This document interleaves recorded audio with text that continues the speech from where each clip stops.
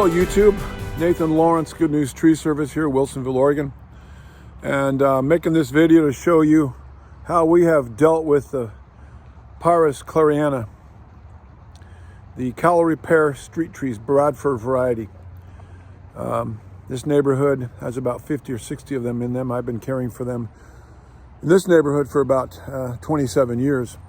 So I'm making this video to show you how over the long term, how you can live with these trees that some people consider to be invasive species.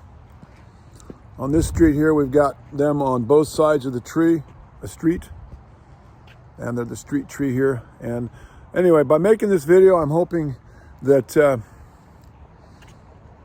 it'll be helpful to somebody to see how these trees can be managed, kept safe, despite all of their weaknesses and their problems, which we will identify a few of in this video. So the Callery pears, Pyrus clariana, Bradford variety, are considered a noxious weed, basically, or a noxious tree, and have been banned or heavily discouraged in a lot of municipalities around the United States, especially back in the East Coast and toward the Midwest, because they drop little pear fruit that then sprout all over the place, and then new pears trees sprout up.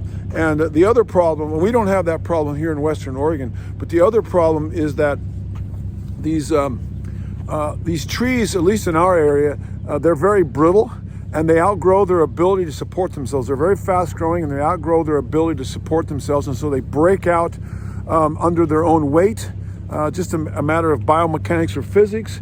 And then they also, you get ice or you get snow or wind, and they break out and they land on trees and houses and stuff. We got a whole neighborhood full of pear street trees. Look at that, clear down the street this way, clear down the street this way, and down the next street.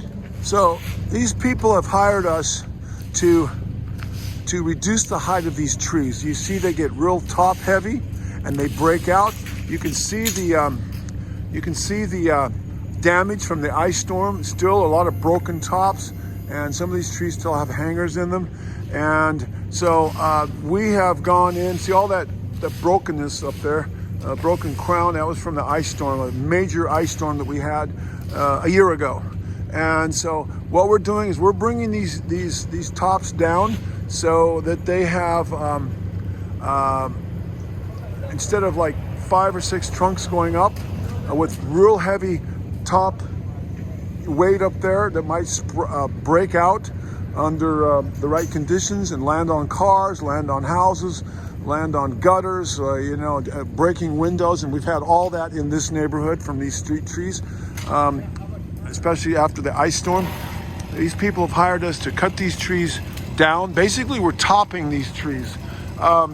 Topping is kind of a bad word in arboriculture, but that's the only way to handle these trees, is cut them down to 3 or 4 inch wood, and then let sprouts come up. And they're a fruit tree, so they sprout up very well. And we cut them back to unions, cut them back to places where they're going to sprout out. And then instead of having 5 or 6 trunks coming up, you'll have a plethora of shoots coming up, kind of like what's gone on here on these trees, where we didn't do it, but somebody else did. But these trees over here were topped at some point in time. Now they're nicely shaped tree, and instead of and a lot of little shoots instead of several big trunks. So if any of those shoots break off, they're not going to cause a damage. And after several years, it'd be good to go in there and thin some of them out, and so that we don't have too many. It's not all shaded out inside. But anyway, that's what we're doing here. We did these trees about I think in June. They had been ravaged by the ice storm, and there was damage. It was a lot of branches fell. In fact, you can see where the gutters were damaged on this house. Right there's dents in the gutters where branches fell. And you can see on these trees, there's a lot of inclusions where I don't think that's one. But there's a lot of places where, see, a lot of weak crotches. That's another problem here. That could potentially split out. Let's get a little there. You have two codominant stems and a weak crotch right through here. And that's another, a lot of these trees are structurally weak. We have another situation here where there's a weak crotch right here, where there's two trunks coming up, they're weakly attached. And then we have, this is where a big limb broke out in the ice storm. Again, a weakly attached trunk. That's another reason these trees are not good street trees. They shouldn't be anywhere around houses. But here, like I say, we've got a whole neighborhood full of these street trees. They were planted. It was one of the recommendations as a city street tree. When this neighborhood went in, I don't know, 20, probably about 30 years ago. And now they are a hazard tree. So don't plant Callery pears as street trees. Don't plant them anywhere around houses. And this is what we're doing mitigation to lessen the danger and the possibility of trees them breaking out and causing damage to people and property. So here is an example of some pear trees that we did recently. This is for a little business strip. This is actually this is owned by the ex-mayor of our town. And these are pear street trees. In probably 25 years, they've never been pruned. And to be honest with you, this is rather embarrassing to show you these trees, what we had to do to them. This is not how we generally prune. I'm a certified arborist. I've been pruning trees for over 50 years. This is not normally what we do. But these trees had never been pruned. These trees were literally growing over the tops of the buildings. They were laying on the roofs of these buildings. They were in the wires. And every ice storm and windstorm, these trees were breaking out, landing on cars, landing on gutters, landing on the building. And the only option was to remove these trees and replace them with something other than a Callery pear, or to cut them back in a major way like we've done here. Now they're not well shaped, and the cuts we made are irregular as far as the shape of the tree. But every cut we made, actually I did these myself. Every cut we made, or I cut back to a branch or a place where it was going to branch out, where there were buds, side branches, shoots, or something like that.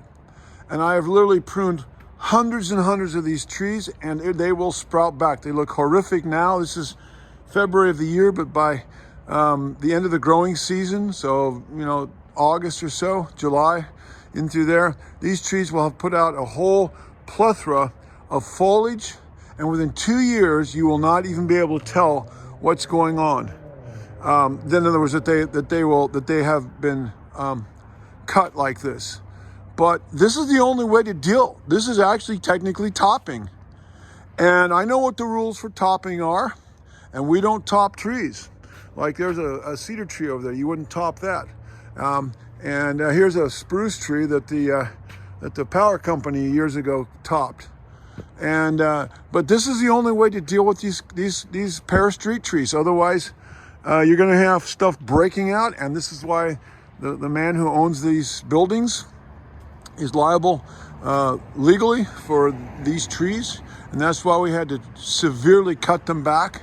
And they will sprout back. They will come back with a vengeance, lots of foliage, and then they will need to be maintained subsequently, thinned out and maintained. But it will be a long time before they're as big as they were when we cut them. He wanted them below the buildings, and we just had to do serious heading back. There's no other way to do it, and we broke a lot of rules. But that's how you have to handle the Callery pears. And Either that or remove them and put new ones in. And that was an expense that the owner of this building, the landlord, did not want to incur. So sometimes you have to break a few eggs to make an omelet. So we're in a neighborhood, kind of an upscale neighborhood. I've been the arborist. There's about 50 homes in here, and I've been the arborist, done all the tree work in this neighborhood for the last 27 years. All the trees around here you see, they're my trees. Anyway, so they have in this neighborhood, this neighborhood's about 30 years old, 35 years old. Callery Pear street trees.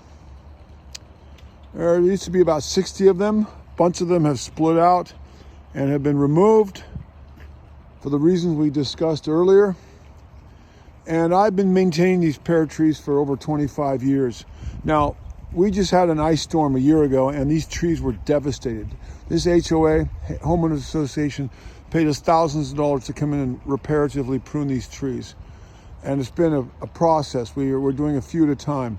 But this is what we had to do. We had to literally clip these trees back. And little by little, they're replacing the trees with paper bark maples. You can see one right over here. But in the meantime, they can't afford to do it all at once, so it's a transitional process of replacing the pear street trees little by little. There's a paper bark maple. My recommendation, they don't get real large. They're a nice tree, nice exfoliating bark, but here's a paper bark maple that somebody planted right there. And little by little, they're replacing these. So, I'm gonna take a look down this street. You can see pear trees at various stages of where we have pruned them. Now, some of these look rather ratty because since that ice storm happened, but they still haven't been pruned out. They still have broken branches in them. It was a major devastating ice storm. If you look down this street and you see trees that I have pruned over the last 25 years, multiple times, and they were huge, multiple trunks, breaking out, splitting, and we have had very little breakage and splitting other than that ice storm where there was an inch of ice on everything. But that was for us, that hadn't happened in 150 years, anything of that magnitude. But these trees, you see some of them as you look down the street. I have personally pruned these trees out and over the last quarter century, and they don't look too bad other than the damage from the ice storm. So here's an example of trees that I've been maintaining, keeping them going, keeping them safe by using techniques that some people would consider to be unorthodox, but we have kept these trees in good shape. Other than the ice storm that came through here in February of last year and indiscriminately pruned these trees. There's an example of one of the trees that the whole inside was ravaged and you can still see broken limbs up there. This tree has not been pruned yet. And here's one we did recently that had all kinds of broken limbs in it, and we cut it down. And here's a few more down here that we just did yesterday, as a matter of fact. These had broken limbs in them, and some of the branches were literally over the roof of the house in the background there and up growing toward the chimney.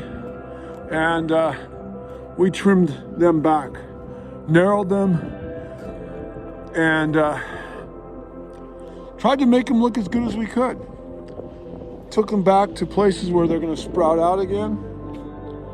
And we did those. And we did the ones in the distance there. And some of those ones on that, those cherries, or pears rather, were literally growing over the chimney and up on the roof. We narrowed them. So this is how you manage these nasty trees the best you can.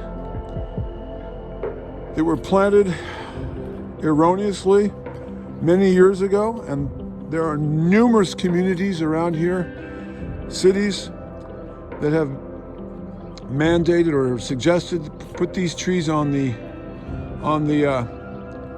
their street tree list. And now they're taking them off because after decades these trees end up looking like that and causing all kinds of problems and breaking out, and on it goes. So that's why I made this video, to show you,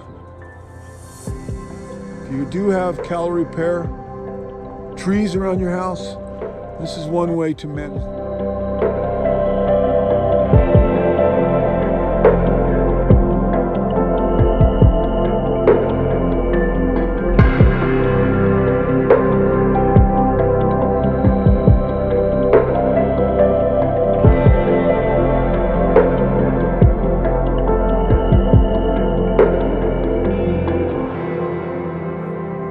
I hope this helps somebody.